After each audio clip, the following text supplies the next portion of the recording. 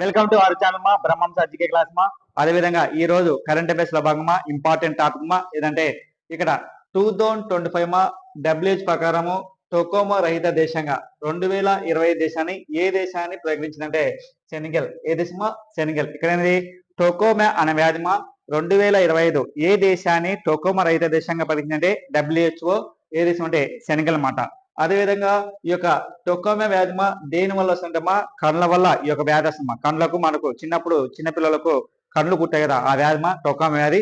ఈ టొకోమో వ్యాధి వచ్చేసిమా దేని వల్ల వస్తుందంటే ఏ వైరస్ వల్ల అంటే కార్డిమియా టొకోమా అనే వ్యాధి ద్వారా ఈ యొక్క వ్యాధి వైరస్ వస్తుంది.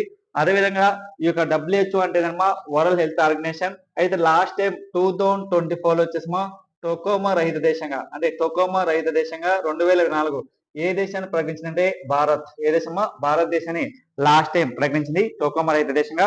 డబ్ల్యూహెచ్ఓ అంటే world health organisation. WHO establish అంటే 1948 మా ఏప్రిల్ 7న జరుపుకుంటాం. స్టార్ట్ చేసినప్పుడు అంటే 1950 ఏప్రిల్ 7న స్టార్ట్ చేశారు. ప్రతి సంవత్సరం డబ్ల్యూహెచ్ఓ దినోత్సవం అంటే ప్రపంచ ఆరోగ్య దినోత్సవం ఎప్పుడంటే ఏప్రిల్ 7న. హెడ్ క్వార్టర్ వచ్చేసిమా జెనీవా, స్విట్జర్లాండ్. ఇది టోటల్ నెంబర్ ఆఫ్ కంట్రీస్ ఏంటంటే 193 కంట్రీస్ మా. డబ్ల్యూహెచ్ఓ డైరెక్ట్ జనరల్ వచ్చేసిమా ఏమంటే టూడోస్. డబ్ల్యూహెచ్ఓ డైరెక్ట్ అంటే టూడోస్ మాట. WHO director. డబ్ల్యూహెచ్ఓ యొక్క లక్ష్యం అంటే ప్రపంచంలో అన్ని దేశాల యొక్క ఆరోగ్య పరిస్థితి ఏ విధంగా ఉన్నది తెలియజేస్తాం. ఇప్పుడు కరోనా కంట్రోల్ చేసేది అది ఇంపార్టెంట్. అదేవిధంగా రీసెంట్ గా మళ్ళీ రైతు దేశం కూడా ఏ దేశం అంటే 2025 దేశమా ఏదంటే సెనెగల్ దేశమే ఎన్నికైనమాట. మళ్ళీ రైతు దేశం కూడా. కానీ ఇక్కడ మలేరియా కేసులు ఎక్కువ దేశమా ఏ దేశం అంటే ఇండియా. అది గుర్తుపెట్టుకోండి సార్. నెక్స్ట్ మా అదేవిధంగా ఇక్కడ అంటే వెరీ ఇంపార్టెంట్ మా మన యొక్క ఇండియా మాజీ ప్రధానమంత్రి అటల్ బిహారీ వాజ్పేయి ఆయన ఒక బుక్ రచించారమ్మా. ఎవరు రచించారంటే అభిషేక్ చౌదరి.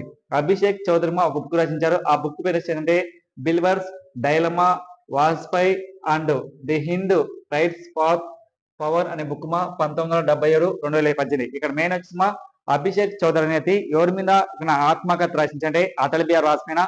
ఆ బుక్ వచ్చేసిందంటే believer's dilemma Vajpayee and the Hindu right's path to power 1970 నుంచి 2018 మధ్య ఆయన యొక్క జీవిత ఆధారంగా బుక్ రచించారు. ఎందుకంటే అటల్ బిహారీ వాజ్పేయి చాలా ఫేమస్ మాట. ఎందుకంటే మన దేశానికి ప్రధానమంత్రిగా 3 సార్లు ప్రధానమంత్రి పనిచేశారు. అదేవిధంగా జై జవాన్ జై కిసాన్ జై విజ్ఞాన్, జై జవాన్ జై కిసాన్ జై విజ్ఞాన్ నినాదం ఈయన కాలంలో వచ్చేసి మా భారత్ పాకిస్తాన్ కార్యక్రమం ఉంది. అదేవిధంగా ప్రధానమంత్రి వచ్చేసి మా ప్రధానమంత్రి సడక్ యోజన అనే స్కీమ్ లాంచ్ చేశారు అటల్ బిహారీ వాజ్పేయి. ఆయన భారత్ అవార్డు గ్రహీత. అదేవిధంగా ఈయన 2018లో వచ్చేసి ఆగస్టు 16న మరణించాడు. ఎవరంటే అటల్ బిహారీ వాజ్పేయి. అటల్ బిహారీ వాజ్పేయి వచ్చేసి మా మహారాష్ట్రలో ఆయన మధ్యప్రదేశ్లోని గ్వాలియర్లో జన్మించాడు. ఎవరంటే అటల్ బిహారీ వాజ్పేయి. అటల్ బిహారీ వాజ్పేయి మా ఇండియాలో వచ్చేసి మా 3 సార్లు ప్రధానమంత్రిగా పనిచేశాడు. అదేవిధంగా తక్కువ కాలం ప్రధానమంత్రి పనిచేసిన తర్వాత ఆయన అంటే కేవలం 13 డేస్ మాత్రమే పనిచేశారు. ఆయన కేవలం ఎందుకంటే అవిశ్వాస తీర్మానంతో ఓడిపోవడం అనమాట అటల్ బిహారీ వాజ్పేయి. ఆయన వచ్చేసి మా ఆయన దినోత్సవం ఎప్పుడంటే డిసెంబర్ 25 మా ఏం జరుగుతుందంటే national good governance day. National good governance day ఆయన జన్మదిన ఎవ్రీ ఇయర్ డిసెంబర్ 25న జరుపుకుంటాము. మధ్యప్రదేశ్ లోని గ్వాలియర్లో జన్మించారు. ఎందుకంటే అటల్ బిహారీ వాజ్పేయి. వెరీ ఇంపార్టెంట్ మా. అది భారత్ అవార్డు గ్రహీత. Padma Bhushan, best parliament award, Lok Naik foundation award అన్ని అవార్డులు ఎవరికి వచ్చినట్టే అటల్ బిహారీ వాజ్పేయి వచ్చింది మా. నెక్స్ట్ మా అదేవిధంగా 2025 మా ఇది ఇంటర్నేషనల్ సోలార్ అలియన్స్. ఇది ఇంటర్నేషనల్ సోలార్ అలియన్స్ మా ఐఎస్ యొక్క 7వ ఆసియా పసిఫిక్ మా ప్రాంతీయ సమావేశం మా ఎక్కడ జరిగిందంటే శ్రీలంకలో అనమాట. ఇక్కడ శ్రీలంక. ఇక్కడ ఇంటర్నేషనల్ మా solar alliance. International solar alliance మా ఐఎస్ మా సోలార్ ఐఎస్ మా 7వ ఆసియా పసిఫిక్ సమావేశమా ప్రాంతీయ కమిటీ సమావేశం అంటే శ్రీలంకలో. దీంతో మొత్తం హెడ్ క్వార్టర్ వచ్చేసి మా ఎక్కడ ఉండే ఇండియాలో మా హెడ్ క్వార్టర్ వచ్చేసి ఇండియాలో ఉంది. ఇది ఇంటర్నేషనల్ సోలార్ అలయన్స్.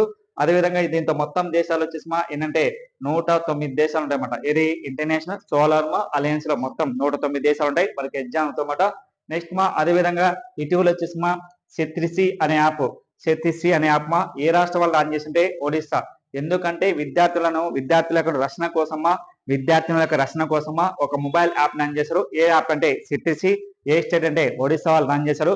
అదేవిధంగా మనకైతే మన స్టేట్ లో కూడా ఏంటంటే ఇండియాలో వచ్చేసి మా శక్తి. ఇది శక్తిని యాప్ ను మన గవర్నమెంట్ వచ్చేసి లాంచ్ చేసింది. ఒకప్పుడు దిశ యాప్ అనేది దానికి వచ్చేసి ఏంటంటే శ్రీశక్తిగా యాప్ గా మన రాష్ట్ర ముఖ్యమంత్రి నారా చంద్రబాబు లాంచ్ చేశారు. అదేవిధంగా అయితే ఒడిశాలో మహిళల యొక్క అత్యాచారాలు కానీ వాళ్ళకి ఏం కావాలి ఏంటంటే మనకు ఒక యాప్ లాంచ్ చేసిమా. ఆ యాప్ వచ్చేసి ఏంటంటే ఏ యాప్ అంటే శక్తిశ్రీ అనే యాప్ ను ఒడిశా లాంచ్ చేసిమా. అదేవిధంగా నెక్స్ట్ అదేవిధంగా ప్రముఖ పర్సన్ ఇద్దరు వచ్చేసి రషీద్ కిదాం మరియు వచ్చి అక్బర్ కుమార్ ఘోష్ అనే వ్యక్తి ఇద్దరు ఒక బుక్ రచించారమ్మా. ఏదంటే missing 10 house Muslim women in the Lok Sabha అనే రచయిత ఏ బుక్ ఎవరు రచించారంటే రషీద్ కిదాము మరియు వచ్చేసి అక్బర్ కుయిమ్స్. అదే విధంగా ఇటీవల వచ్చేసి అభిషేక్ చౌదరి ఎవరి గురించి అంటే అమితాబ్ బచ్చన్ గురించి ద ప్రముఖ పర్సన్ అంటే అటల్ బిహారీ వారి గురించి రచించాడు.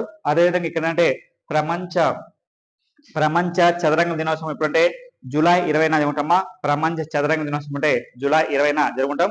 జూలై 20న ప్రపంచ చదరంగ దినోత్సవం ఎప్పుడంటే జూలై 20న. అయితే ఈ యొక్క చదరంగాన్ని ఏమంటారమ్మా చెస్ అంటారమ్మా. చెస్ గేమ్ అంటారు. చెస్ లో ఎన్ని గదులు ఉంటాయంటమ్మా చెస్ లో ఏంటంటే 32 బ్లాక్ 32 వైట్ మొత్తం 64 గదులు ఉంటాయన్నమాట. ఏ గేమ్ అంటే చెస్. కానీ ఇక్కడ ప్రపంచ చెస్ దినోత్సవం కొత్తగా పెట్టారు. ఏ దినం అంటే జూలై 20న వరల్డ్ చెస్ గేమ్ జరుగుతాం కొత్త దినోత్సవం. అయితే చెస్ లో మొత్తం ఏంటంటే 64 గదులు ఉంటాయి. 32 బ్లాక్ 32 వైట్ చెస్ అనేది ఏ దేశం యొక్క నేషనల్ క్రీడ అంటే చెస్ ఏ దేశం యొక్క నేషనల్ క్రీడ అంటే ఏ దేశం అంటే రష్యా. అదేవిధంగా చెస్ లో గ్రాండ్ మాస్టర్ హోదా పొందాలంటే ఎన్ని పాయింట్ సాధించాలంటే టెస్ట్ ఎన్ని పాయింట్ అంటే 2500 పాయింట్ సాధించాలి. టెస్ట్ మనకి చెస్ గేమ్స్ లో గ్రాండ్ మాస్టర్ హోదా పొందాలంటే 2500 పాయింట్ సాధించాలి. ఏ గేమ్ లో చెస్ అంటే అంతరిక్ష మొట్టమొదటి క్రీడ. ఏ గేమ్ అంటే చెస్. ఏ దేశం యొక్క నేషనల్ క్రీడ అంటే రష్యా. అదేవిధంగా చెస్ ఇటీవల ఏ దేశం వాళ్ళు నిషేధించారంటే ఏ దేశం వాళ్ళు యొక్క చెస్ గేమ్ ను నిషేధించారంటే ఏ దేశం అంటే ఆఫ్ఘనిస్తాన్ వాళ్ళు చెస్ గేమ్ ను నిషేధించారు. ఎన్ని మనకు ఎగ్జామ్ లో అడిగే ఛాన్స్ అన్నమాట ఏముంటాయి ఏం కదా. అదేవిధంగా ఇండియాలో చెస్ గ్రాండ్ మాస్టర్ గా ఏమంటే Vishwanath Anand first time.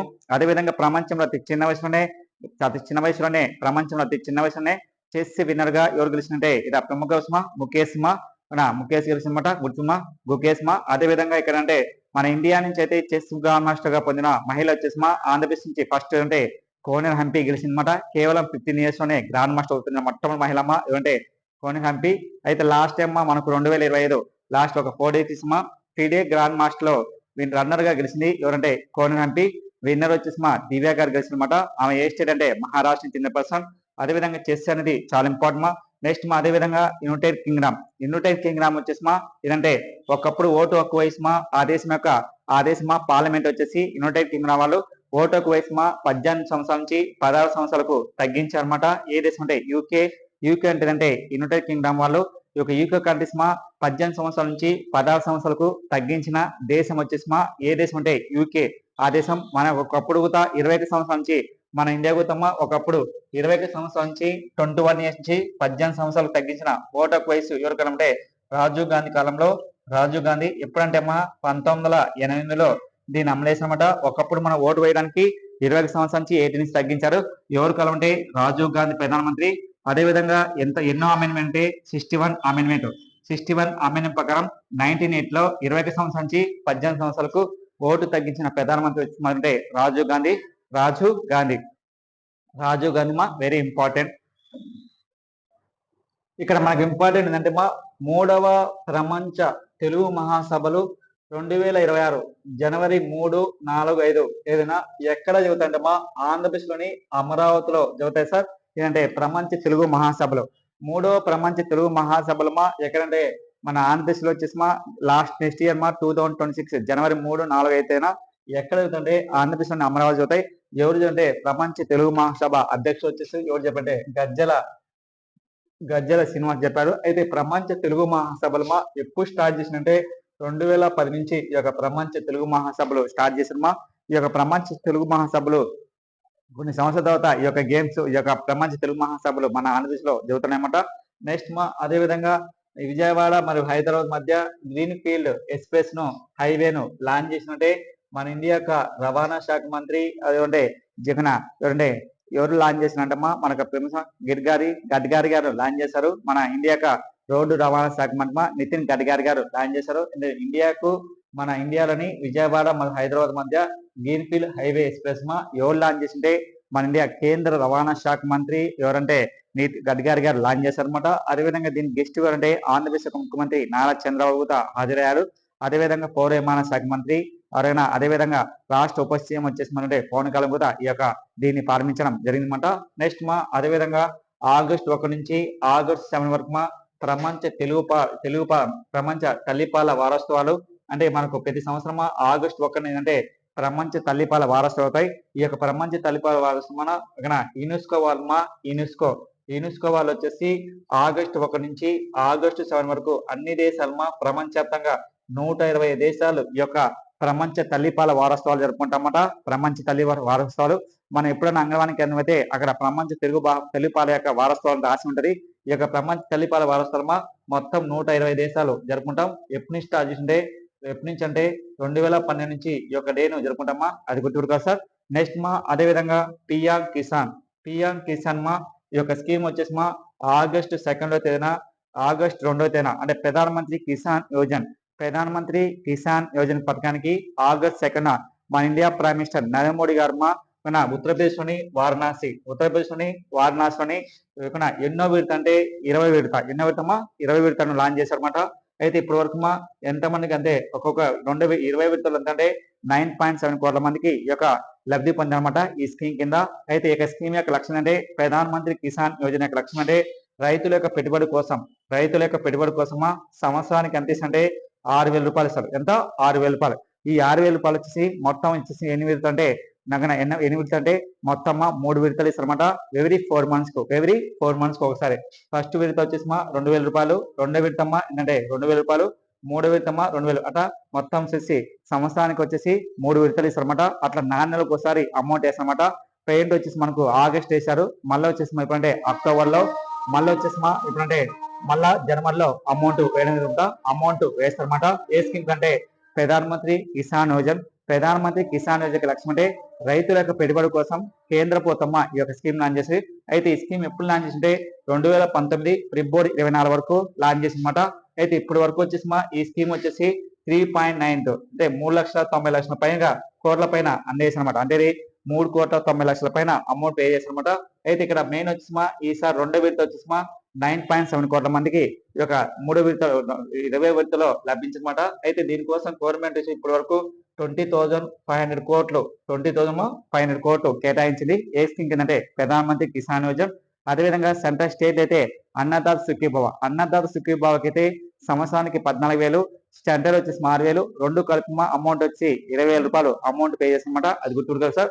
Next అదేవిధంగా మహారాష్ట్ర ప్రభుత్వం వచ్చేసి ఇటీవల ప్రపంచ చెస్ విన్నర్ గా గెలిచిన మహిళ వచ్చేసి పిండే ప్రపంచ చెస్ విన్నర్ గెలిచిన మహిళ, అతి చిన్న వయసులోనే కేవలం 19 సంవత్సరాలు గెలిచిన మహిళ వచ్చేసి దివ్య గారు. ఈ దివ్యాకి వచ్చేసి ఎన్ని కోట్లు ఆ రాష్ట్ర ప్రభుత్వం వచ్చేసి నజరాగా ప్రకటించంటే 3 కోట్లు పవిత్రమాట. ఇటీవల ప్రపంచ చెస్ ఫిడే మ్యాచ్ లో అతి చిన్న వయసులోనే కేవలం 19 సంవత్సరాలనే గెలిచిన మహిళ అంటే దివ్య. ఆమె ఏ స్టేట్ అంటే మహారాష్ట్ర ప్రభుత్వం. అయితే 3 కోట్ల రూపాయలు కేటాయించారన్నమాట. ఆ వయసు వచ్చేసి కేవలం 19 ఇయర్స్ లోనే ప్రపంచ చెస్ ఫిడే గెలిచింది. ఈమె ఎవరి మీద గెలిచింటే మన భారతదేశానికి చెందిన మహిళ మీద గెలిచింది. ఎవరంటే ఆంధ్రప్రదేశ్ రాష్ట్రానికి చెందిన మహిళ. ఆమె పేరు వచ్చేసి అంటే కోనెన్ హంపి మీద. అయితే ఇక్కడ మహారాష్ట్ర సీఎం వచ్చేసి దేవేంద్ర ఫడ్నవీస్. దివ్య వచ్చేసి ప్రపంచ ఫిడే మ్యాచ్ గెలిచింది. ఈ యొక్క గేమ్ ఎక్కడైందంటే సింగపూర్లో జరిగిందన్నమాట. నెక్స్ట్ అదేవిధంగా ప్రముఖ అర్జెంటీనా ప్లేయర్ ఎవరంటే లియోనెల్ మెస్సీ యొక్క విగ్రహాన్ని వచ్చేసి మన భారతదేశంలో కోల్కతాలోని వెస్ట్ బెంగాల్ 13వ విపిఐ రోడ్లోని మొత్తం యొక్క ఎన్ని అడుగుల బొమ్మ అంటే 70 అడుగుల బొమ్మ. ఇంతవరకు అర్జెంటీనా అంత బొమ్మ వచ్చేసి ప్రపంచంలో అత్యంత పెద్ద విగ్రహం బొమ్మ ఎవరిదంటే మెస్సీని. ఎక్కడంటే మన ఇండియాలో వెస్ట్ బెంగాల్ కోల్కతాలో లాంచ్ చేసినమాట విగ్రహాన్ని. ఎన్ని అడుగులు అంటే 20 అడుగులు, 70 అడుగులమా, ఎన్ని అడుగులమా 70 అడుగుల బొమ్మను.